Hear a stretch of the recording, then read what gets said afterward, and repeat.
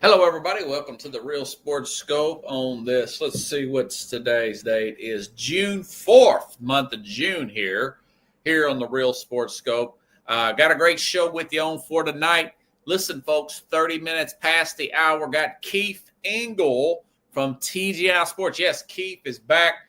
Going to ask him about Tom Thibodeau being fired, of course, and get his thoughts on the Patriots draft, because I haven't talked to Keith in a while, but also going to get his thoughts on Stefon Diggs, story from last week, him with on video with the pink powdery substance there. But also myself going to cover that Tom Thibodeau, giving my opinion on that, what the Knicks should do, how they weigh out their options. Plenty to talk about there on that front. Plus, listen to two rookie quarterbacks that early on got a lot of hype coming in.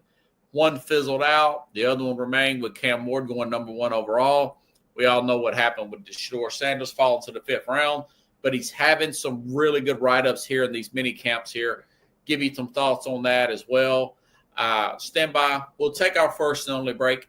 I'll be back here momentarily, and we'll hit the ground running here on the Real Sports Scope.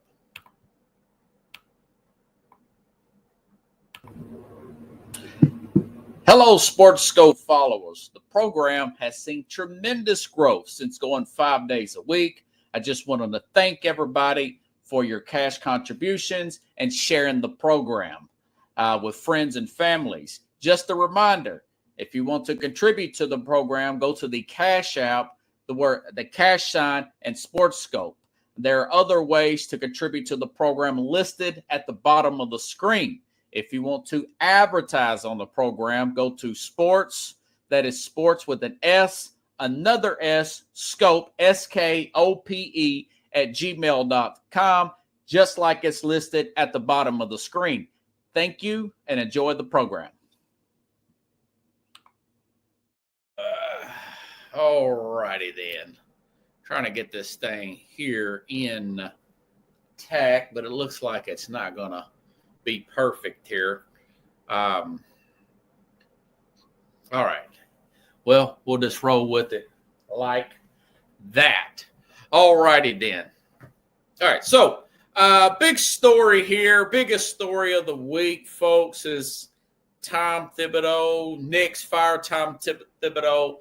A tough but right decision is what I say about this. First year back-to-back 50-win season, back-to-back 50-win seasons. First time in 2 decades. Also, first conference finals since 2000. That being said, consistently played more starters than anybody else in the league. Only recently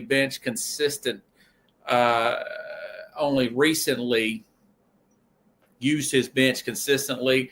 Offense was often, and you guys know this, I wrote this stuff down, was a lot of hero ball. A lot of hero ball out of Jalen Brunson. Never could get Karl Anthony Towns to buy in defensively.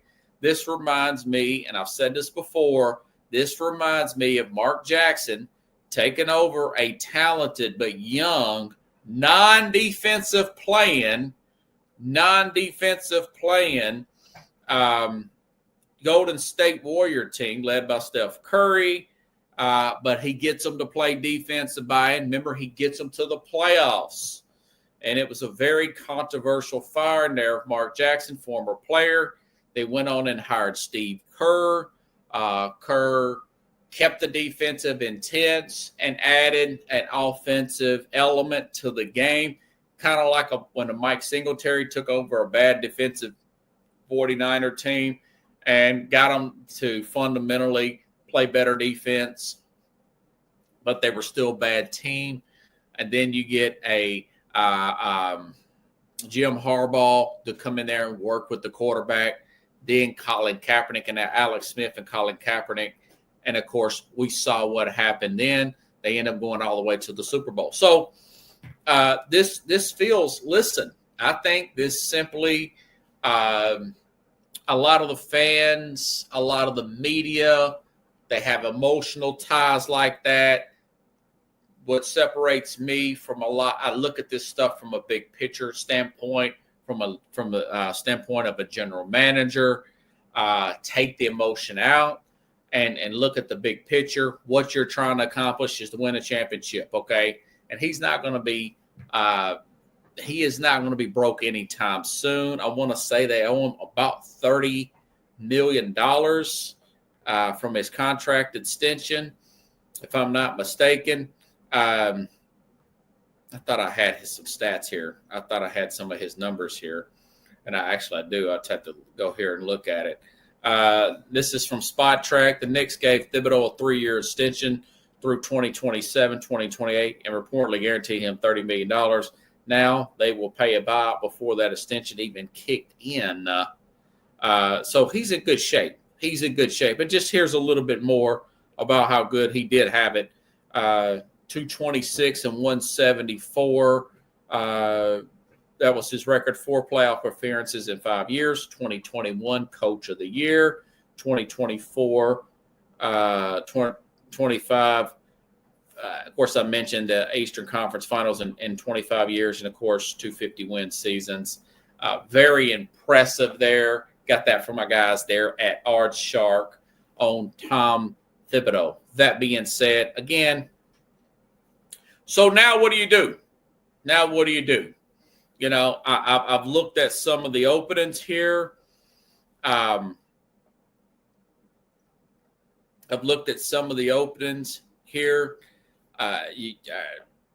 There's been a lot of names being thrown out there. Obviously,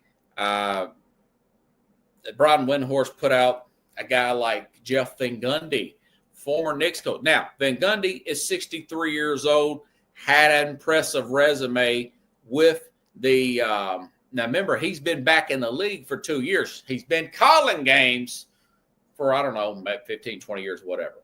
But he's 63, but he's a young 63, okay? But he's got, this is according to Brian Windhorst, I got this through SI.com, that he's got rave reviews, his work with the Clippers and the Boston Celtics over the last couple of years. He knows what it takes to be a head coach in New York. He would be an excellent option.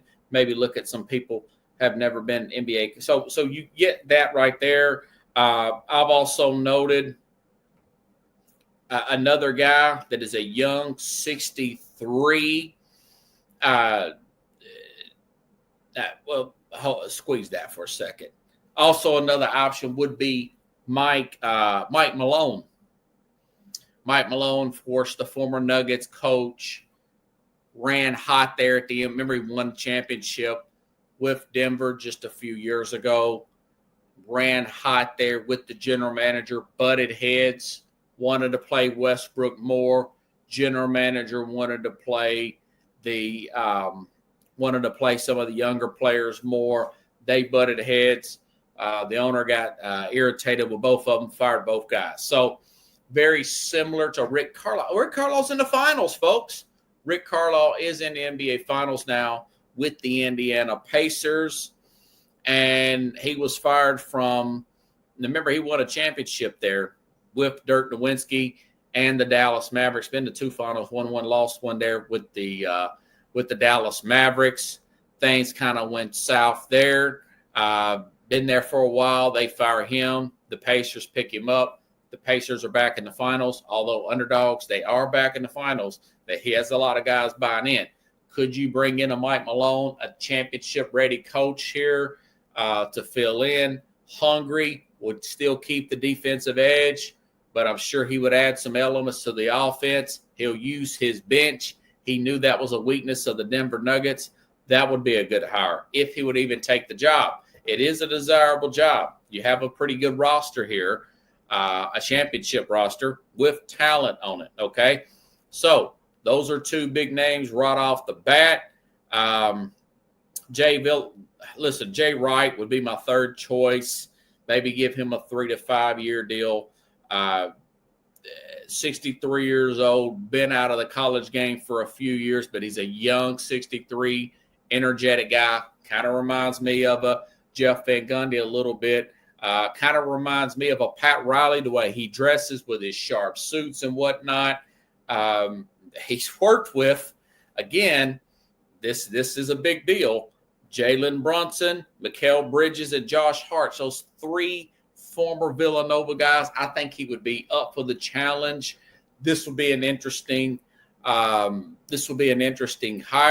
I think he can make the transition to the NBA. I think that would be an excellent number 3 choice there. Okay. Now, as far as the other candidates, those are the 3 big ones. I think you can get one of them. I think you could simply get one of them. These are other names that are going around the internet. You can look at them through Google. You can look at guys like Brian Windhorst. You could check out some of the Knicks reporters here. But guys like candidates like Johnny Bryant, assistant from Cleveland, and Dave Bliss, assistant from the OKC. Remember, the Cleveland had the best record in the league for a long time this past year. If it wasn't for injuries, they may very well be in the finals right now.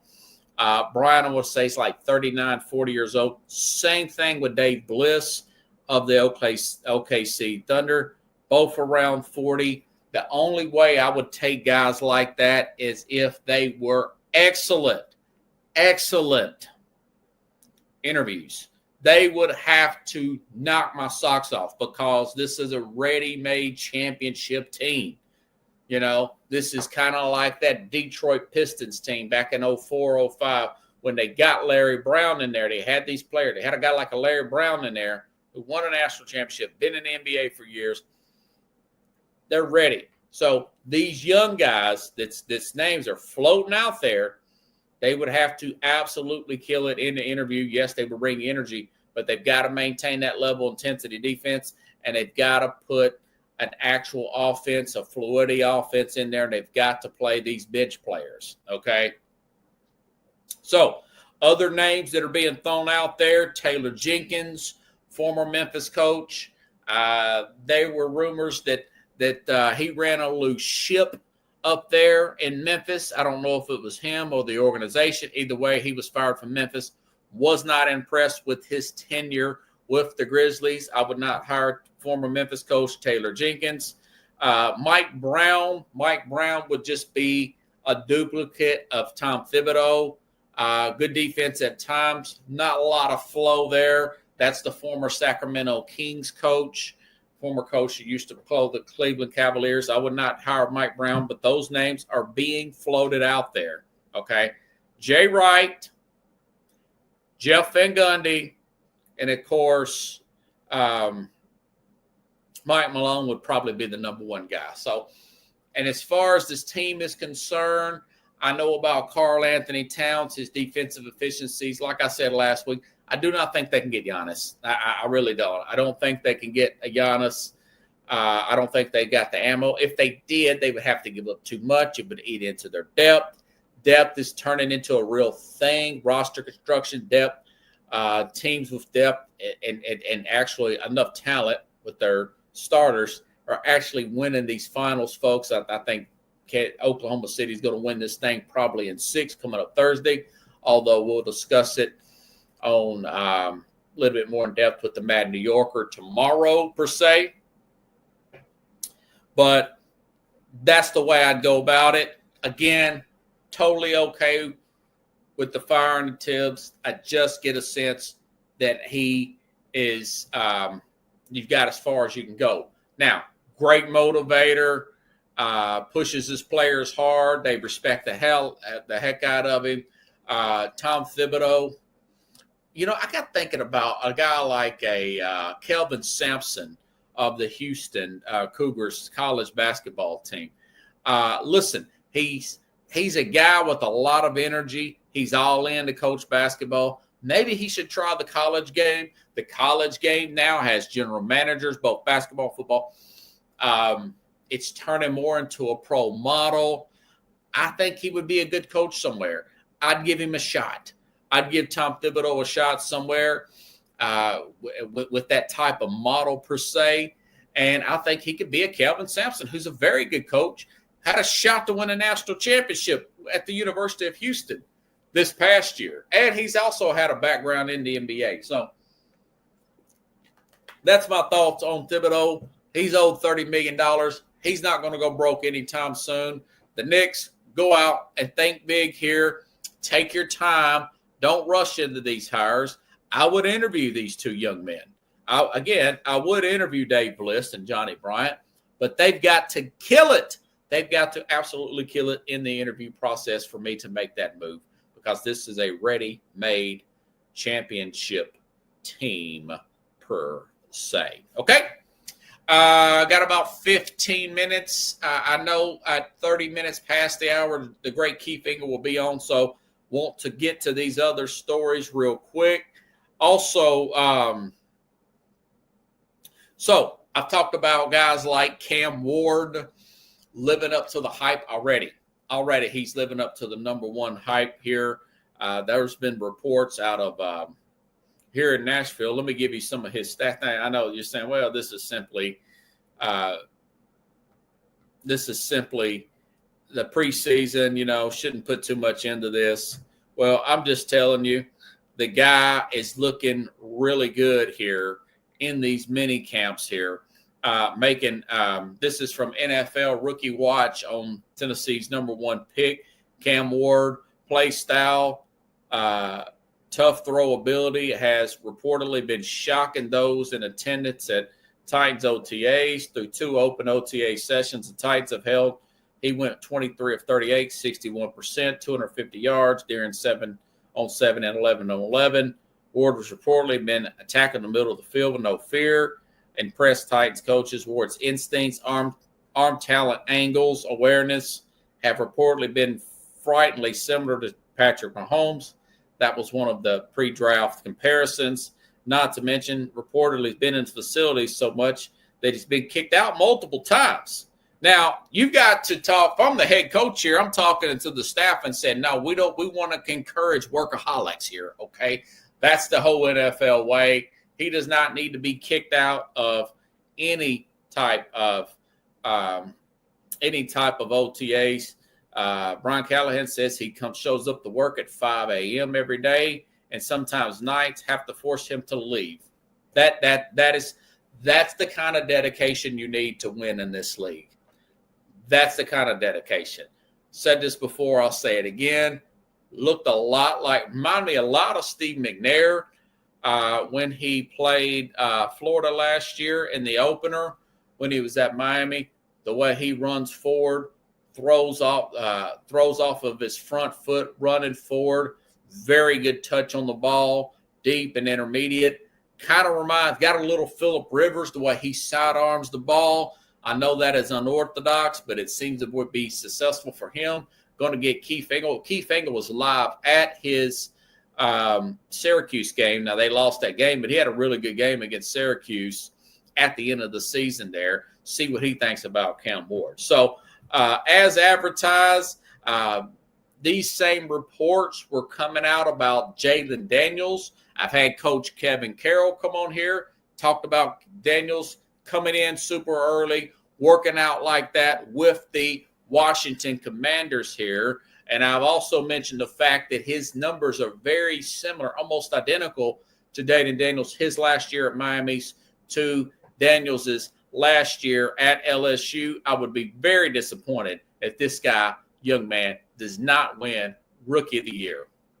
Okay? Also, a lot has come out about, listen, all the noise aside, folks, all the noise aside, Shedeur Sanders also getting rave reviews. Rave reviews. This is what I've said about Shedeur Sanders. If you take out all the noise to Sanders, if you take out all the noise here, remember, this guy still has a FBS record here of the highest completion percentage in the history of college football at 74%. Now, that's two seasons there with the University of Colorado. Of course, he played the other two at Jackson State, though. But a career 74% completion percentage. 74% was his senior year. His last year was 74% completion percentage. Excuse me, I misspoke. But it's like 71 that is really good. It's the best ever. As far as he is a processor. If you could just get the noise, put the noise aside, he has a chance to start there for Cleveland. Okay, this is what the Rookie Watch is saying on him. I was looking at Cam Ward stuff. Okay, let's get back here to Schroeder Sanders. Stole the show once again at the Browns OTAs today. Sanders' precision, timing, and accuracy have been reportedly as advertised through a few practices now. He was 9 for 14, 64% completion percentage for 100 yards, 3 passes for touchdowns. Did have 1 interception off of a tip pass. One source close to the situation reportedly Sanders will close the case for fairly easily once he receives a consistent shot with the first team. Said, quote, "It feels insane to say this early, but the Tom Brady play style is becoming evident. He elevates the game of everyone around him. Sanders has reportedly shown the most promise of any of the Browns quarterbacks."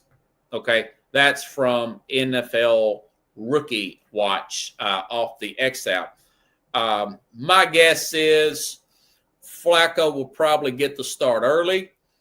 Flacco being 40 years old, I think Flacco will probably start to look like the guy that's kind of bounced around the league, per se, after about week 5, week 6. And then I think, pending injury, that Schroeder Sanders will take over. I really do. I think Sanders will end up taking over. The guy falls to the 5th round in the draft there. The Browns are practically playing nothing for him, being a 5th round pick. This team has got a lot of players that has came in. They've got extra draft picks. There's a lot to be up about the Browns. Now, a lot of people just want to just take dumps on the Browns. They want to downsize the Browns. They want to criticize the Browns. The Browns have a lot of good players here. You know, they've got Myles Garrett on this football team. Okay, they've got Mason Graham as the defensive tackle there, who was arguably the best defensive tackle in this draft, per se. This team's they've got depth at running back here. They picked up some depth at the receiver position. Now they got some holes on that line that they're trying to figure out, per se. But hey, listen, Schroeder's got a quick release, man. He's got a quick release.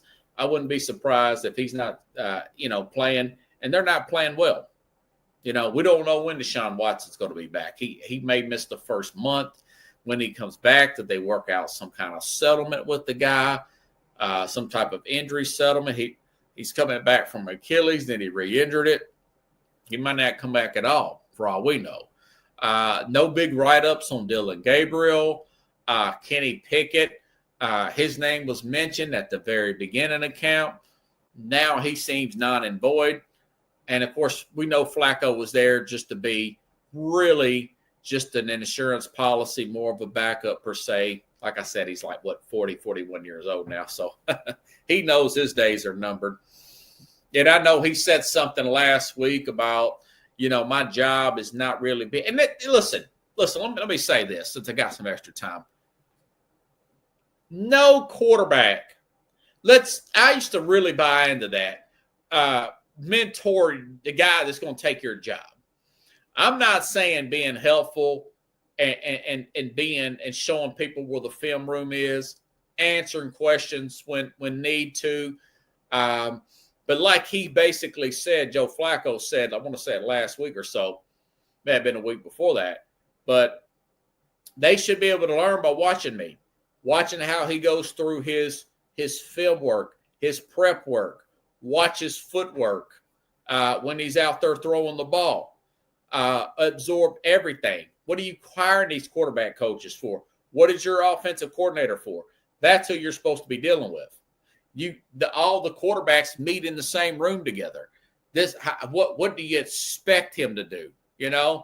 I remember Chris Chandler, he didn't help the McNair out. And he said McNair said this guy was kind of cold with him. Well, McNair turned out to be a pretty good player with the Titans. Won an MVP one year, and Tennessee got to the Super Bowl one year. So this whole idea that that's what the coaches are for. That's what Brett Favre said. I'm okay with that.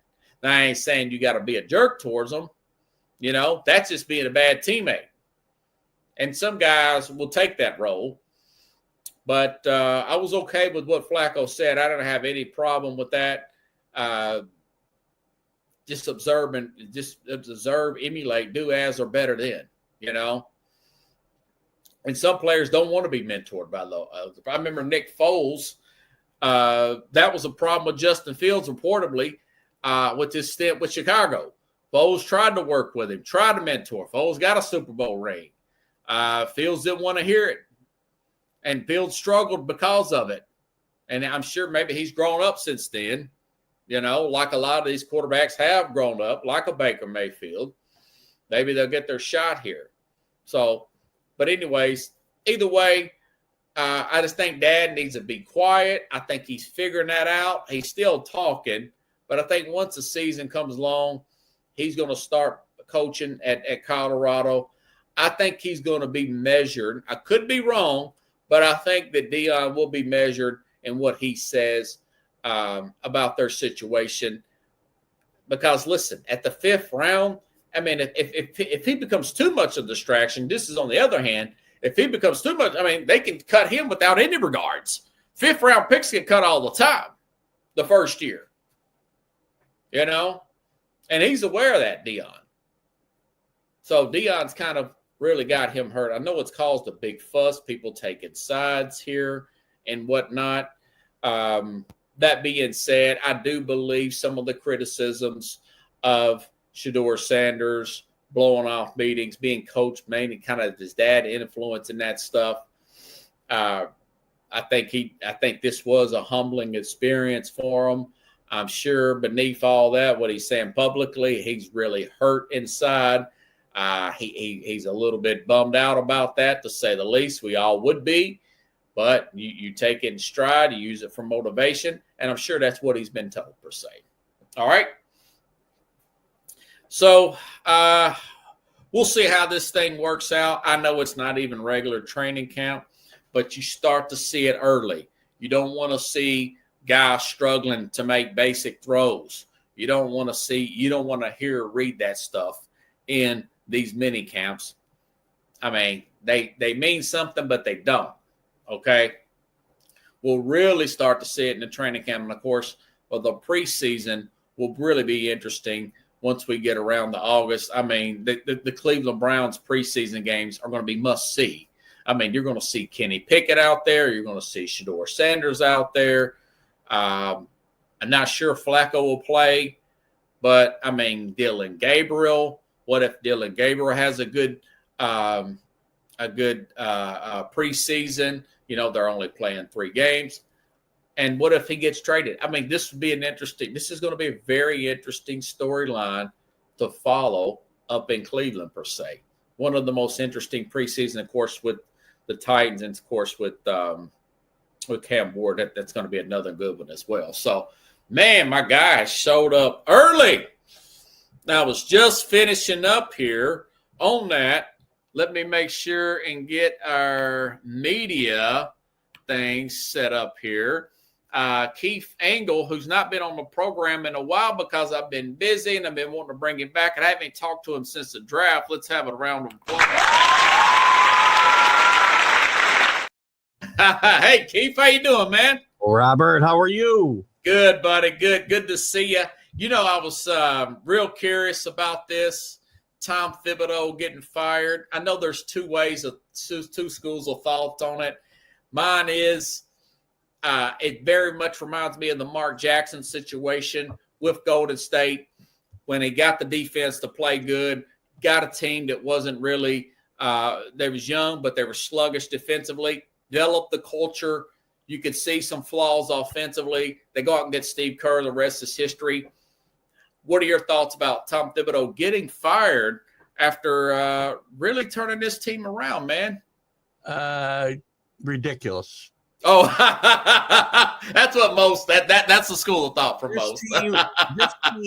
Robert, this team won 7 playoff games from 2001 until Tom Thibodeau was hired. He's won 24. 24. He got their first conference championship in 25 years. Mark Jackson never got that team to a championship series. That's true. League championship series. They have gotten better each year. Some of the knocks on him, which listen, he's not a perfect coach. We know he overplays the starters. This year he did it because he had no choice. There's no bench. Yeah. Where's the criticism of Leon Rose for putting this team in this position that we've got to overplay the starters because there's just no bench. Their bench was twice as good as it. They had the bench they had last year. They would have beat the Pacers, and they'd be playing and probably getting killed by the Oklahoma City Thunder. Yeah. But Tom Thibodeau should look at. Again, he's not a perfect coach. If you say he's not the guy to get you to the next step, you should know who the guy is, and they don't. There's no plan. There's no plan. You don't think you're rolling Mike Malone or somebody like that, or Mike Malone? And don't call him Mike. He likes Michael since he won a championship. Can't call him Michael. God drives me nuts. He's the same guy as Tom Thibodeau. They want a different voice. He's the same exact voice as Tom Thibodeau in that locker room. He's also a guy who didn't get along with his best player in Jokic. He didn't want them to draft Jokic when he was there. He's a very successful coach. He won a championship. Yeah. I don't know that he's going to play well in New York. I really don't. And if they end up with one of the top assistants, Johnny Bryan is high on their list. I know he was an assistant coach here. A little surprised he didn't get the Suns job, frankly. Okay. But you're rolling the dice. The Golden State rolled the dice with Steve Kerr, and they hit a home run. Well, that's kind of a mixed metaphor, but anyway, they rolled the dice and they hit a home run. I get it. I hear it. Right, but they rolled a 7. And I mean, that happens 20% of the time? I don't know. You lose more often than you win in those types of situations. So who's the better coach you're going to bring in there? You bring in an assistant, I get it. You're going to gamble. But as far as established coaches that are available, you got Michael Malone. You got Jeff Van Gundy's been assistant for 2 years now. He's not going to take that job and replace a guy who was one of his guys. Okay. Tom Thibodeau's a Jeff Van Gundy disciple. A disciple. He's not going to retake that job when his friend just got fired. I can't see. I don't see the Knicks going back there either. I'd be okay with that. I don't think it'll happen. What about Jay Wright? That's 3 former Villanova players. Jay Wright is the only guy. If I said I got to move on from Tom Thibodeau, the only guy I would say I got to do that for is Jay Wright. He's not coming. It's not. He even dresses like Pat Riley. I think obviously he's never coached in the pros. Yeah. He knows very well these 3 guys from Villanova that he coached a national championship. I do think his style, his approach would play in the NBA. Yeah. Problem is he's never going to do it. They should throw everything they can at him, and I don't think he'll take the job. Seth Davis, who works for CBS and has worked with Jay Wright for a few years now on TV, said that he's got a better chance of being the Knicks coach than Jay Wright does. So it's probably not going to happen. And the other college guy that's getting thrown around and will for a few weeks is going to be Danny Hurley. And I think Danny Hurley's a great college coach. I do not think he's the right fit for the Knicks or maybe any NBA team. I can't see him coaching in this league. I know the Lakers were hot for him last year. I think it'd have been a hot mess out there with Danny Hurley, and I think he dodged a huge bomb there by not taking that job. But I think it'd be a hot mess because of him and the way. He's a volatile guy, and I don't think it's going to play well in a big NBA city. So I think interesting. That's interesting. Look, this is a huge gamble. This is Leon Rose has got to take his own share of the blame here. Again, this isn't a perfect team, but this isn't Tom Thibodeau's fault. Tom Thibodeau took a team that their starters were minus 30 for the whole season. One of the worst of all the playoff teams. Yeah. And he got this team to the conference finals. I think we're underselling how good Tom Thibodeau is. And I think it's a shame that he doesn't get a chance to try to finish this job. What about the criticism? And I've seen this myself. Too much hero ball with Brunson in the offense. Not enough fluidity. There is a lot of that. You see, there are times where it doesn't happen. That there's really good ball movement. Yes, but times where you see, Bridges and Adobe standing in the corners for like minutes at a time, just not moving at all. And I used to say, and I didn't see it as much in the playoffs, and you'd see it at the end of games more than during the games. But it was reminiscent of when Carmelo was there, and he was like a black hole. The ball goes in and never comes out, and Brunson would fall into that sometimes. But again, he's your best option, and I don't, I didn't see as much of that in the playoffs. I just think they ran into a really good team. I don't think he was necessarily outcoached. I think they had the horses and he didn't. They were more athletic, they were quicker, deeper. They got more productive minutes off their bench, and the Knicks were just gassed, I think, by the end. Yeah, that's a good point. I've said on this show, just by looking at this OKC Thunder team, looking at what the Indiana Pacers have done, going out and get Siakam the year before last, this is more of a general manager's league. You talked about Leon Rose. He does. I think he does expect some. He does.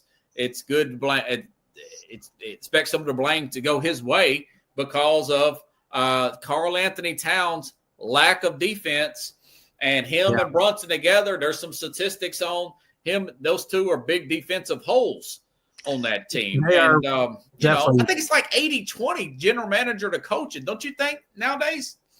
Probably. Yeah. And I agree with your analysis of Brunson and Towns on defense. They're not good. Towns, quite frankly, I mean, in that Indiana series, he should have been taking the ball to the basket like every time he got it. They had nobody to stop him. Nobody could stop him taking the ball. And he falls in love with a three-pointer, which he can shoot a little bit. But I think the last game he was 0 for 4. I mean, he shouldn't be shooting outside. There's enough guys to do that. Shaq said one time when he took one of those 35-footers, he's like, man, we'd be fighting in the locker room seeing him taking them kind of threes like that. Yeah, I think Charles Barkley said, I think he told them when they were doing a post-game interview after Game 5, or whatever. Did they win Game 5? I think they won Game 5. That's one of the ones they won Game 5. They're interviewing him afterwards, and him and Shaq both kind of said to his face, you're not doing yourself or the Knicks any favors, or you're doing a favor for the Pacers when you take that 30-foot jump shot. He's addicted to it. It's like you can't. And also that was part of the problem that I read, that him and Thibodeau wasn't getting through to him. So Leon Rose getting Towns, look how well Hartenstein's playing. Think if they would have kept Hartenstein together and kept those picks and not overpaid for, Bridges, they would have had a shot at Giannis this year. I'm okay with Bridges, quite frankly. Yes, they would have had a shot at Bridges. I agree. And I'm okay with Bridges coming on this team. My big deal was bringing in Towns because you depleted that bench that I talked about. They're better with Josh Hart coming off the bench. Hartenstein is showing you what kind of player he is. He was great off that Knick bench, especially in the playoffs last year. You would have still had DiVincenzo coming off the bench for some instant offense. That's the thing they didn't have this year. There's nobody to come off that bench and give that spark that they had. And I think Tibbs unfairly, before this year, I think it was unfair that he said he rode his starters too hard. He played a lot of guys off the bench the last couple of years. The 3 guys I just mentioned, for the most part, nobody's playing more than 8 guys really significant minutes, especially when you get to the playoffs. This year, he really did ride those guys harder because he had no options. Look at that bench and tell me where he should have gone to get these guys some time off. There's nowhere to go. Do you think he would be a good fit, kind of like a Kelvin Sampson at Houston in college? I think he'd be a good fit in a college game, Tom Thibodeau. Maybe. If he was younger, I would say absolutely.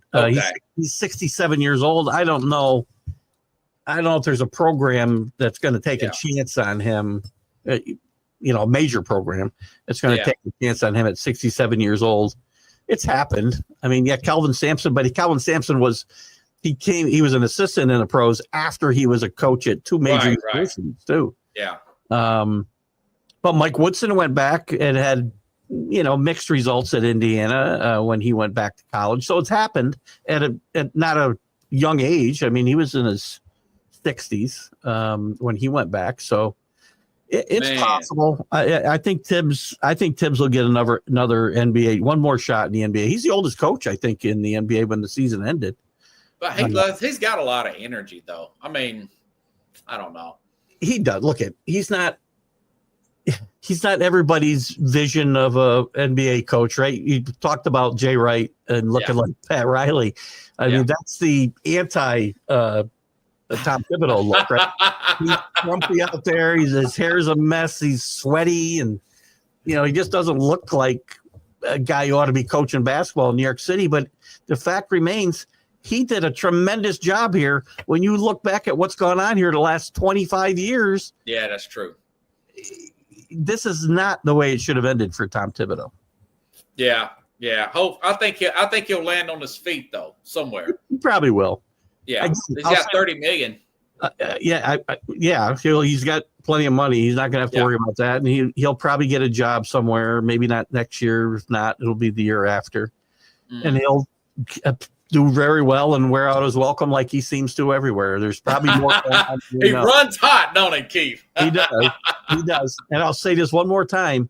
I know he's not going to do it. I know Jay Wright will not take the job, but if I'm the Knicks, I'm going to pull up to his house tomorrow and say, what's it going to take, Jay? We'll give you anything you want. 15, 20 million. Let's do it, brother. I don't think he wants it, but just for 4 or 5 years, Keith, just to win the chip or try to take a shot at it. Maybe he's got the fire back after not being there. He wanted this job. He was asked, a bunch of times in his career, if you were to coach in the NBA, where would you want to coach? And he said New York all the time. Yeah, he's coached a lot up there in the Big East tournament. Yeah. Well, he coached Manhattan, I think, right? Before he went to Villanova, I believe Jay Wright coached in Manhattan too. Yeah. So home away from home. Hey, I got to ask you about this Pats story with the Patriots. Stephon Diggs last week saw with the video of a pink powder seemed to really irritate Mike Vrabel at the press conference. They signed him to a 3-year deal. What's your thoughts on this Stephon Diggs situation? From what I've heard, there's other things too that have irritated Mike Vrabel and the Patriots since they signed Stephon Diggs. This is one that became public. I don't know. They have not elaborated on the other ones, but there's been some whispers or some other things that have picked them off. And there was even some whispers that he might have got released this week. That didn't happen. It doesn't look like it's going to happen. But he also showed up at a voluntary OTA just the other day, and I don't think he would have done that if this hadn't become such a public firestorm. I think Vrabel said you will come to this voluntary one of these voluntary workouts. He's got a personality, and if he's got enough left in him, and because Vrabel's not going to let him just run wild. Things are already different. I saw an interview with Drake May this morning talking about Vrabel and the difference that there is around the building during these OTAs. And he says, we're here to work for 4 hours. He says, you don't hear music blaring in the hallways, and guys are here taking things seriously. Because Mike Vrabel is a very serious guy. Yeah. And he knows what he wants. And I do think the Patriots are going to improve. Stephon Diggs could be a big help to this team if he's got his head somewhere other than, other places. Was you discouraged by that? I mean, 1 year with Houston, pushed his way out of Buffalo, pushed his way out of Minnesota. What was your thoughts when they first signed Diggs? Mixed, right? I don't like the way he's forced himself out of places, but he's also performed very well in those places until he forced himself out. He didn't really force himself out of Texas. I think the injury forced him out of there. So you got to worry about the injury at his age. I think he's 31. Yeah, 31, 32, yeah. Yeah. Coming off a serious injury, which, with modern medicine and whatnot, Yeah. and techniques today isn't as serious as it might have been years ago. But if he can give you what he gave his first 2 or 3 years in Minnesota and his first couple of years in Buffalo, Yeah. I think Vrabel and the Patriots would be happy with that, because you didn't hear a lot of the bad part about Diggs until after he established himself in all these places. Yeah. Then he gets a little louder. Then he starts talking about his contract. Then he talks about his targets, he's going to be the elder statesman basically in that wide receiver room, and he could help these younger guys maybe learn the ropes a little bit. I don't know if he's going to accept that type of role, but he can also be a weapon if he's healthy, at least for a couple of years. And then if he gets to be a problem, we'll hit the highway. We'll get rid of him. Well, how come Houston didn't keep? I mean, just an injury. Do you think maybe it's because of Nico Collins and Tank Dell or something? Yeah, I think they don't think they had enough, footballs to go around. Tank Dell's going to come back. He established himself before he got hurt. Right. He'd established himself, I think, as a second receiver there myself. Nico is obviously number one if he's healthy, and I think Houston was getting out in front of the bad Stephon Diggs. And I feel like they watch our shows sometimes, Keith. It's possible. They should. A little Stephon Diggs will go a long way. Right. Yeah. After the honeymoon phase, man. A lot of these guys should watch our shows. They wouldn't sign the wrong guys, and they'd go after the right guys if they're right. Hey, let me ask you about this. Will Campbell, going back to the draft, I haven't talked to you in a while. Yeah.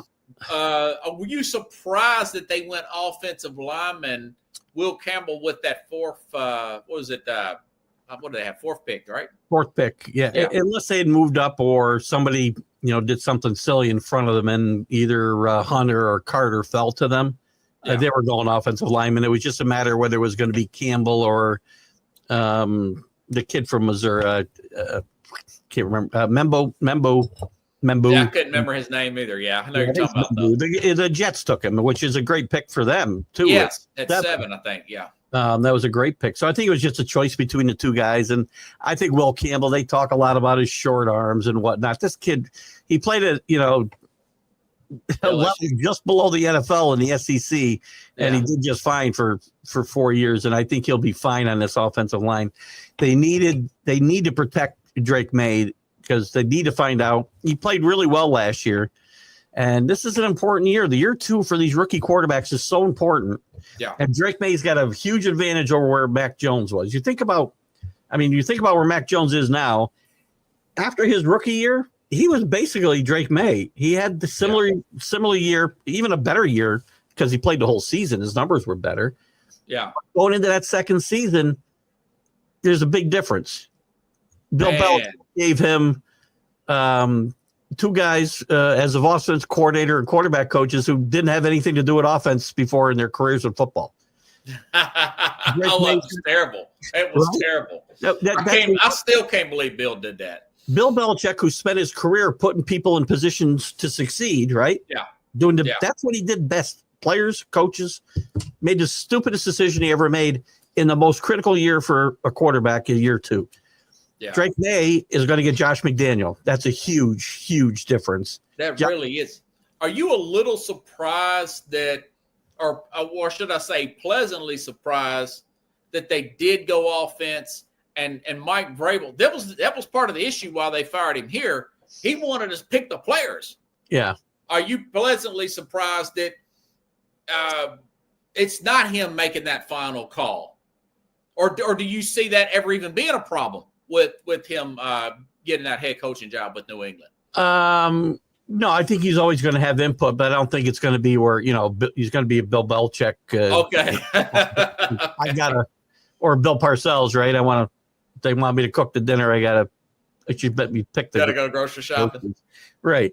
I love that line. Yeah. I think the head coach should always have some input, but I think it's too hard to do all of that today. It's too hard to do both jobs. Yeah. And I think the Patriots had a pretty good draft myself and a good free agency. They went with some of Vrabel's guys on defense. He got some of the people that he wanted and he knows. And if they pan out, I think they'll be much better on defense. I like the I love the kid they picked. Trayvon Henderson, I think, is going to add a huge dimension to this team. Okay. Running back. I think him and Stevenson will be a great combination. I forgot about Trayvon Henderson from Ohio State. Yeah. I think that was a great pick. And the kid they picked at wide receiver out of Washington, whose name's escaping me at the moment. Okay. I like a lot as well. I think they did a really, really good job. And then they did a pretty good job again with a few more offensive linemen, some defensive linemen, and later on in the draft. I think the Patriots did pretty well here. Did they do well enough to get back into the playoff picture? I don't know.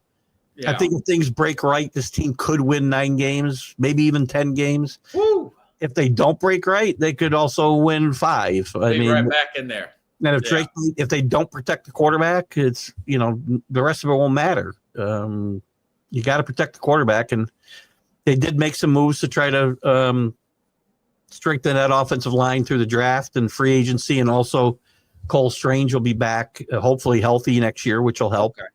Okay. So I have a healthy optimism, which I haven't had in a couple of years now. So that's a good point you made about year 2 with Drake May. He gets Josh McDaniels versus year 2, Mac Jones gets Matt Patricia and Joe Judge. Crazy. That's Curly and Larry from the Three Stooges for offense. On offense. Matt Patricia is a great defensive coach, but not offense. I mean, and Bill Belichick saying, coaches coach. Good coaches can coach any position. That's crazy. Offense is pretty complex now. So he set 3 people up to fail, including his quarterback, Mac Jones, who still hasn't recovered. Never. He who knows? I mean, Mac Jones will probably have a career carrying a clipboard, and maybe he'll get a chance again one day. And if the situation's right, maybe he does okay. Yeah. But we'll never know, because it's NFL. Anything can happen. Hey, you were at the Syracuse game last year. The Titans went on and picked Cam Ward. You saw him in person. What's your thoughts on Cam Ward? I'm a big Hurricane fan, and saw him play pretty much every down last year on TV, and saw him in person at the Dome, Carrier Dome, or whatever they call it these days. Cam Ward has a chance to be a really good quarterback. Okay. He's not perfect. Right. He's got things to work on. He holds the ball too long sometimes. He tries to fit the ball places where he can't fit it. But he's got a quick release. He's got a lot of good qualities, but he's going to get thrown in there from day one, most likely. And that can be dangerous, right? I mean, you can lose a quarterback early. I always like a quarterback to be able to sit, even if it's for part of that first season. Like Drake May sat for at least a month or whatever. Didn't he? 6 games. Pretty much played out of necessity because, Brissett was just bad. Mostly because of the offensive line. But even getting that few weeks to kind of get a feel for how fast the game is and whatnot, I think served Drake May really well. And I worry about all these. You see guys, I don't know whether Zach Wilson ever would have been any good. I don't know.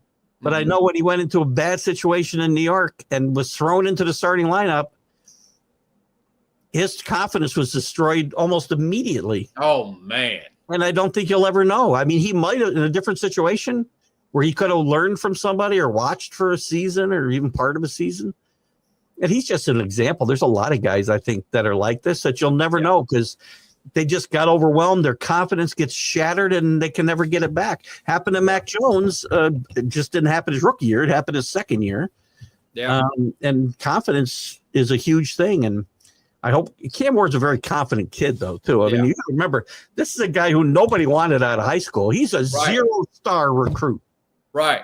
Zero. Well, I'm saying that because he's getting rave reviews from the Titans. He's there at 5 o'clock in the morning. And I love the kid. His work ethic is awesome. He got a lot of heat for sitting out the second half of their bowl game. But you know what? The plan all along, he was going to come out after the first quarter. And he wanted to keep playing. And then Cristobal said, "That's it, you're done." And but he was there on the sideline. He was trying to coach up the kid that replaced him. And I kept thinking they'd put him in the game when they had a chance to win at the end. But that would have been nice. They didn't. The W. Yeah, I'm trying to remember. I think they played Iowa State in that bowl game. It was a really fun game, and they probably should have won that game. That was very similar to Syracuse game. Right. Shedeur Sanders getting a lot of ink here also. These are just mini camps. Any chance he starts this year? I think there's a chance, yeah. I wasn't high on Shedeur Sanders being a top 10 pick. Mm-hmm. But there's no way Shedeur Sanders is a 5th round pick either, by the way. Okay. He's better than that. He's a good quarterback, and he could be a serviceable NFL quarterback. He's not going to be a star.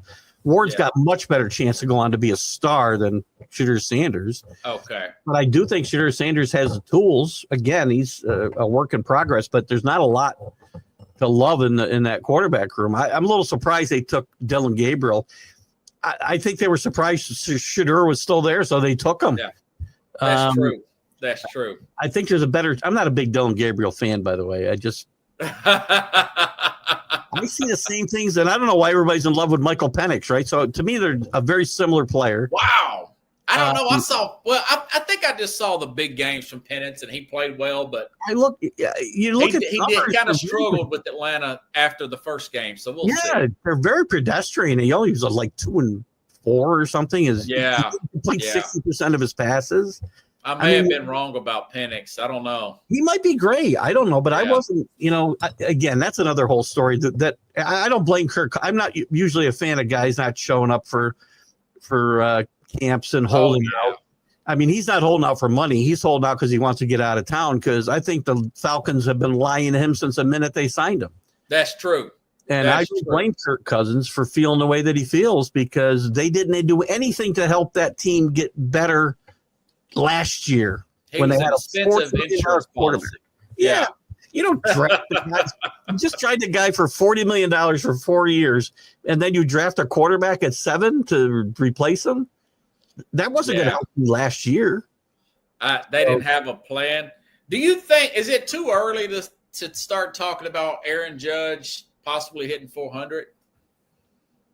No, we're past Memorial. I think now you get into June, you can start thinking about those things. What's he at now? 394, maybe something like that. Yeah, he had 2 home runs the other day against. I mean, it was a losing effort, but he's by far, I'm in my mind, and not just because I'm a Yankee fan. I mean, maybe I'm a little biased, but he's by far the best player in Major League Baseball because he does everything. He doesn't. People talk about Soto. The Yankees are better off without Soto. He only did one thing. He's not even doing that right now. He hit. That's it. He's a great hitter. He'll hit. No Soto, and he's still hitting. I think he's got a shot to hit it if he can stay healthy. Because without these shifts, Keith, I don't see. I mean, if they walked him, but I don't know if they're going to walk it that much. No, and again, Bellinger's been pretty good behind him. Whoever's behind him has been okay. Goldschmidt's been really good in front of him, so he's always going to have. He's so underrated, ain't he?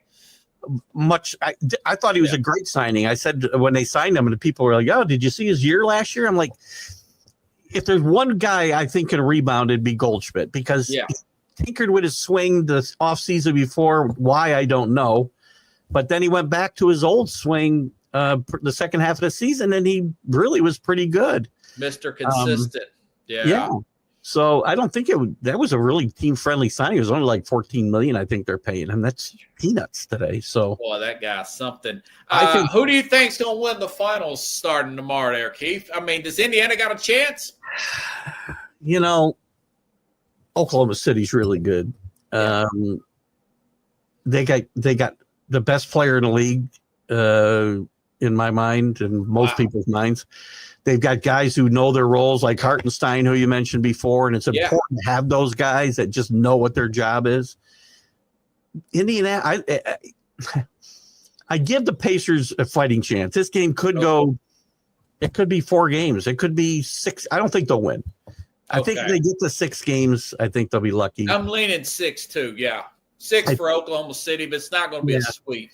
Unless something crazy happens, the Pacers are going to have a very tight. If they win this, it's going to have to be in 7 games, and something crazy is going to have to happen. I will say this: Rick Carlisle is one of the most underrated coaches in the NBA. He's been around a while. He's won championships. Every team he's coached has been a contender, from Detroit to Dallas to, I think he's been in Indianapolis. He might have been in Indiana twice. I'm not sure. I think he might have been there twice. But you never hear about Rick Carlisle when we're talking about some of the best coaches in the NBA. Yeah.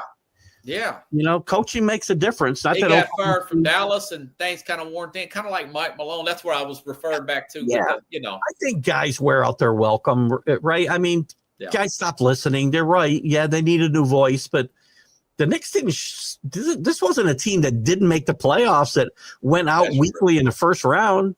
Yeah. But I was saying, but Carlisle, it seemed like a new location really spurred some energy into him, you know? It was the same way, I think, when he got to Dallas. I think it was the same kind of thing. And then, both of the team and him needed something different.